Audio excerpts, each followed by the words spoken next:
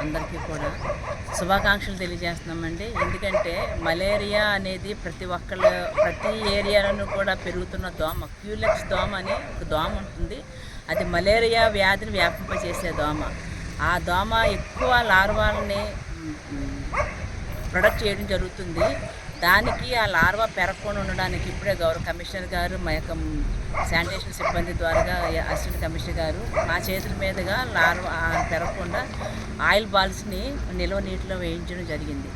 మనకి ఒంగోలులో వర్షాలు తక్కువగా ఉన్నప్పటికీ కూడా దోమల బాధ్యత అయితే ఎక్కువగా ఉందండి.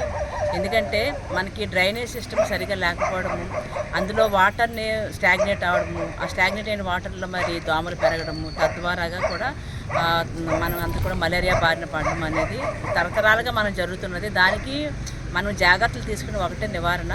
కాబట్టి ప్రతి ఒక్కరు కూడా మీ యొక్క ఏరియాలో మురుగునీరు పెరగకుండా, ముఖ్యంగా స్టాగ్నేట్ అయిన వాటర్ని మనం ఇంట్లో ఉంచుకోకూడదండి. ఎప్పటికప్పుడు మనం బయటకు వదిలేయాలి.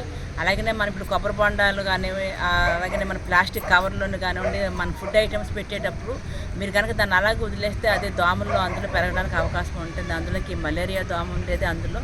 కాబట్టి మలేరియా దానివలన జ్వరాలతో పాటు బోధకాలు అవి రావడం జరుగుతుంది మనకి. అంటే ఈ మధ్యకాలంలో చాలా వరకు తగ్గింది, కానీ అయినప్పటికీ కూడా మరి ప్రజలందరూ కూడా అప్రమత్తంగా ఉండి నిల్వ నీరు లేకుండా చూసుకోవాలి. ముఖ్యంగా డ్రైనేజీని క్లీన్గా పెట్టుకోవాలి. మన పరిసరాలు పరిశుభ్రంగా ఉన్నప్పుడు మాత్రమే మనం ఇవన్నిటి కూడా నివారించడానికి అవకాశం ఉంటుంది. అయితే మన నగరపాలక సంస్థ తరఫున ఎప్పటికప్పుడు మనము స్ప్రేయింగ్ చేస్తున్నాము. ప్రతి ఏరియాలను కూడా దోమలు పెరగకుండా. ఈ సంవత్సరం అయితే ఇప్పటికీ మరి ఈ సంవత్సరం మనకు వర్షాలు ఎక్కువగా రావడం వల్ల మన దోమలు ఎక్కువగా వస్తాయని ముందుగానే మన కమిషనర్ గారు అయితే అన్ని ఏరియాస్ను కూడా డీసిల్టేషన్ చేపిస్తూ మనకు క్లీన్ చేపిస్తున్నారు.